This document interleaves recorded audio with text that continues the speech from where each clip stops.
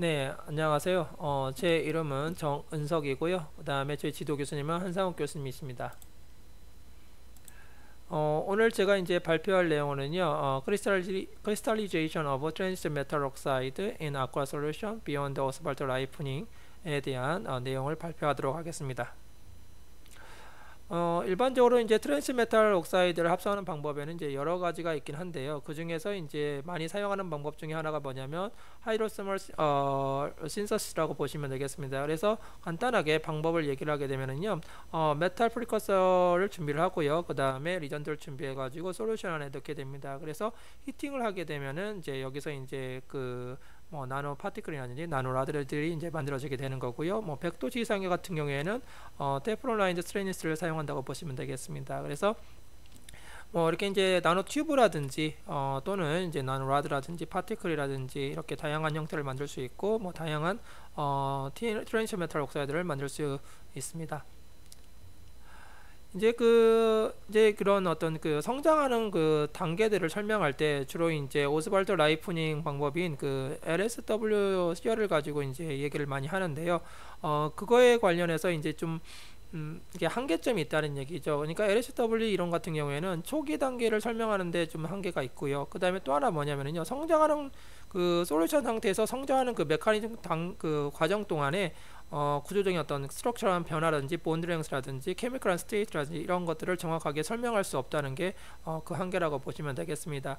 그래서 이런 한계를 좀 더 이렇게 이제 극복하고자 저희가 이제 인시추 삽스하고요, 그 다음에 세미 엠피리컬 퀀텀 케미스트리 이게 이제 SEQC라고 얘기할 건데 SEQC 시뮬레이션을 이용해서 저희가 좀 더 정확하게 그런 성장 메커니즘 분석하는 법을 여기서는 제시한다고 보시면 될 것 같습니다. 이제 그 여러 가지 물질이 있는데요. 그 중에 이제 낮은 온도에서도 쉽게 이제 합성되는 징크 옥사이드를 선정을 했고요. 보시는 것처럼 솔루션 이제 프리커서를 준비를 하고요. 거기에 이제 그 HMT라는 리전트를 이제 넣게 됩니다. 그리고 온도를 올리게 되면 이제 그 뿌옇게 이제 흐려지게 되고요. 60도씨 정도 익게 되고 그 다음에 시간이 흘러가면은 아래쪽에 이제 가라앉는 것들이 있습니다. 그래서 이러한 상태를 솔루션 1 여기를 HMT 솔루션 1, 그 다음에 징크 O HMT 솔루션 2라고 하고요. 여기를 이제 액체를 갖다가 솔루션 3라고 합니다. 그리고 이 밑에 가라앉은 놈을 갖다가 저희가 징크 옥사이드 프리시피테이트라고 이제 해서 이렇게 보시면 되겠습니다. 이렇게 명칭을 했다고 보시면 되겠습니다. 그래서 밑에 깔려 있는 그 프리시피테이트 같은 경우에는 이렇게 이제 그 뭉뚱거려진 이런 상태도 있고 라드 형태에도 보이는 걸 알 수 있고요. 그리고 또 이제 여기서 이제 그 솔루션 원 상태에서 80도씨로 온도를 올렸을 때 그때 이제 그 밑에 가라앉은 그 나노 입자들을 갖다가 이제 드라이한 나노 입자들을 셈으로 찍어 보면 라드 형태가 확실하게 이루어졌고 이렇게 이제 이런 형태 두리뭉실한 이런 얼기설기 설켜 있는 두리뭉 상태는 없는 걸로 발견이 됐고요. 그 다음에 그 XRD 측정을 보시면 정확하게 그 징크 옥사이드 파우더의 그 퍼펙트 크리스탈의 그 구조와 상당히 유사한 걸 알 수가 있었습니다.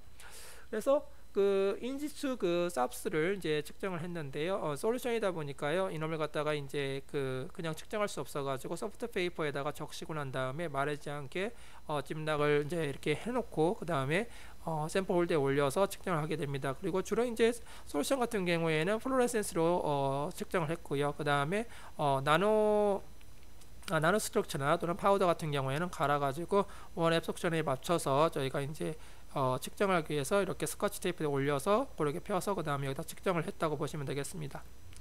그래서 이제 이게 이제 삽스 결과인데요. 특히 이제 삽스 결과는 두 가지로 나눌 수가 있습니다. 젠스 결과와 그 다음에 엑삽스 결과로 나눌 수가 있고요. 젠스 결과에서 보신 것처럼 이제 솔루션 상태고요. 그 다음에 HMT를 넣고 온도를 올려서 시간이 흘렸을 때 그 밑에 가라앉은 징크 옥사이드 프리시피테이트 상태가 상당히 나노 스트럭처 징크 옥사이드 파우더랑 유사한 걸 또 알 수가 있고요. 이걸 이제 프리어 트랜스폼에서 우리가 R스페이스로 바꾸게 되면은 우리가 이제 그 징크 주위에 페어들을 관찰할 수가 있는데요. 징크 O 페어라고 보시면 되겠습니다. 이게 징크 O 페어예요. 그 다음에 징크 페어가 이제 이거라고 보시면 되겠습니다. 그래서 이거는 징크 페어는 4개에 의해서 만들어진 시그널이라고 보시면 되겠고요. 징크 같은 경우에는 이 주변에 이제 12개가 존재하거든요. 12개에 의한 시그널이라고 보시면 되겠습니다. 그래서 좀 더 여기에서 우리가 주목할 점은 시그널들이 점점 가면서 여기 이제 세컨 시그널이 여기 나온다 솔루션에서 나오게 되고요. 그 다음에 긴 거리에서 나오고 점점 가까워질수록 이제 점점점 가까워지는 거. 그 다음에 프리시피티 상태에서는 시그널이 더 올라간다라고 보시면 되겠습니다. 네, 이건 이제 피팅한 것이라고 보시면 되겠습니다. 그래서 중요한 것만 먼저 말씀을 드리면요. 이제 솔루션 상태에서는 주변에 이제 징크 페어가 보이지 않는 걸 알 수 있고요. 이제 솔루션 원 상태에서 HMT를 넣은 순간부터는요. 징크가 보이지만 디스오더는 크고 그 다음에 한 약 4개 정도 보인다. 그리고 그 4개는요. 솔루션 3가 될 때까지도 계속해서 4개는 유지가 되고요. 솔루션 2에서는요. 악시전의 개수가 4개가 되고요. 반면 여기서 보시면 징크 페어의 페어의 디스오더가 상당히 줄어드는 걸 알 수 있고요. 솔루션 3 같은 경우에는 다시 디스오더가 증가한 걸 알 수 있고 악시전들은 감소한 걸 알 수가 있습니다. 그리고 프리시피테이트 상태에서는 넘버가 증가한 거를 한 8개 정도까지 징크 페어의 넘버가 증가한 걸 알 수 있고요. 그 다음에 징크 옥사이드 나노라드는 이게 이제 파우더와 상당히 유사하다라고 보면 될 것 같습니다.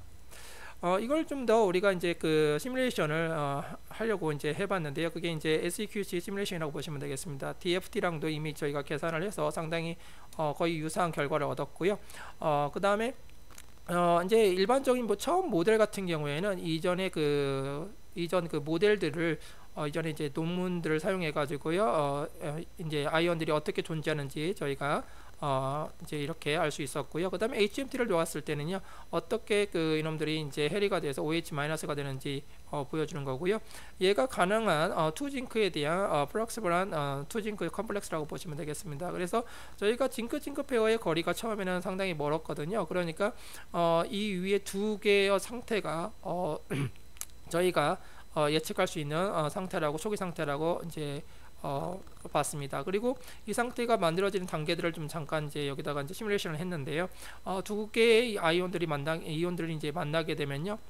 그러면 결국은 솔러블 이온들이 만나게 되면 이런 형태가 되고 3.633이 되는 겁니다. 거리가 상당히 징크 그 엑스합상도 유사한 그 형태를 보였고요. 그 다음에 OH를 만약에 여기다 가져가게 되면은요, OH-를 가져가게 됐을 때 이제 여기 상태거든요. 그래서 이 H를 이제 떼어내게 되는 거죠. 근데 역사합수로는 이게 설명이 안 됩니다. 그렇지만 시뮬레이션은 이게 이제 에너지적으로 안정하게 가는 걸 저희가 확인했고요. 그러므로써 3.2까지 거리가 줄어드는 걸 알 수 있습니다. 그래서 저희가 이제 이 OH가 H를 떨어뜨림으로써 이런 거리가 줄어들 수 있다는 걸 가능성을 안 것이라고 보시면 되겠습니다.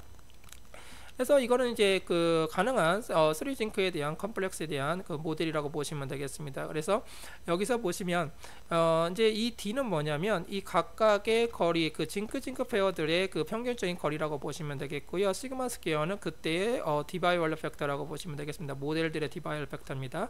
그리고 4개의 징크가 있을 때 역시 저희가 이제 계산할 수 있거든요. 그래서 가능한 구조들을 계산했을 때 역시나 같은 형태의 평균적인 D, 그 다음에 디바이얼 팩터를 알 수가 있고요. 그래서 우리가 이런 결과들을 이용해 가지고요, 저희가 그 솔루션 1 상태, 그 다음에 솔루션 2 상태에 대해서 우리가 이제 예측을 했고요. 솔루션 1 상태 가능한 상태들을 이제 저희가 계산을 했고, 그 중에 A가 바로 이제 그 상태, 솔루션 1 상태, E가 바로 뭐냐면 솔루션 2 상태라고 보시면 되겠습니다. 그래서 솔루션 1 상태에서는 우리가 이제 시그마 스퀘어가 0.020 정도 되고요. 솔루션 2 상태에서는 0.014 되는데, 그게 이제 솔루션 2 상태의 이 계산한 값이고요. 솔루션 1 상태 계산한 값인 거 보시면 되겠습니다. 그래서 상당히 엑스합스의 결과와 유사한 걸 알 수가 있었습니다. 그 다음에 이제 그 여기 보시면 이제 솔루션 3 상태가 가능한데요. 그래서 솔루션 3 상태 여러 가지 한 것 중에 가장 리즈너블한 그게 바로 이 상태라고 보시면 되겠고요.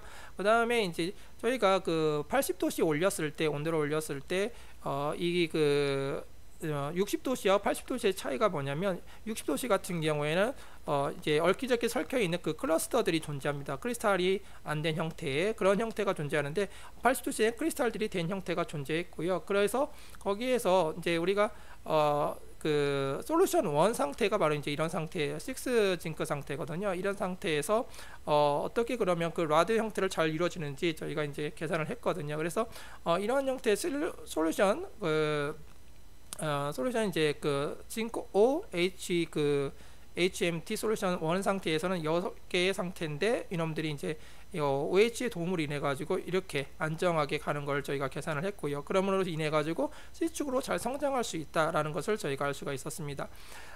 그래서 이제 그 성장하는 단계들 그 SEQC와 그 다음에 엑스합스를 이용해서 예측하는 것은 처음에 이온 상태는 이 상태, 그 다음에 솔루션 1 상태 바로 이 상태죠. 그 다음에 솔루션 2 상태 바로 이제 60도씨 올린 상태, 그 다음에 솔루션 3 상태는 그 시간이 지나고 그 솔루션이라고 보시면 되겠고, 나노 스트럭처 같은 경우에는 이런 형태가 이루어진다라고 보시면 되겠습니다. 그래서 결론을 간단하게 말씀을 드리면 몇 가지만 말씀을 드리면 중요한 것만 말씀을 드리겠습니다. 그래서 6개 징크 OH2 이거는요 시드로서 징크 옥사이드 크리스탈 시드로서 역할을 하게 되는 거고요. 그램으로 인해 가지고 그렇게 성장할 때 OH가 상당히 중요하게 역할을 한다라고 보시면 되겠습니다. 그리고 또 한 가지 뭐냐면 우리가 파티클의 어떤 사이즈나 형태 이런 것들은 측정, 그걸 측정했다고 해가지고 크리스탈들을 성장했다고 묘사할 수는 없습니다. 왜냐하면 크리스탈 그 파티클들은 이제 서로 이제 우리가 앞에서 보신 것처럼 쌤에서 보신 것처럼 같이 여러 가지 페이지들이 섞여 있을 수 있거든요. 그래서 그렇게 얘기할 수 없다. 하지만 이제 삽스하고 그 다음에 SEQC 시뮬레이션을 사용하게 되면은요 우리가 이제 좀 더 TMO라든지 T레인지 메탈 옥사이드라든지 메탈이라든지 오르가닉 그 메탈들의 어떤 성장 메커니즘을 이해하는데 크게 이해하는데 아주 좋은 도구로서 사용할 수 있다라고 결론을 내렸습니다. 이상으로 발표를 마치도록 하겠습니다.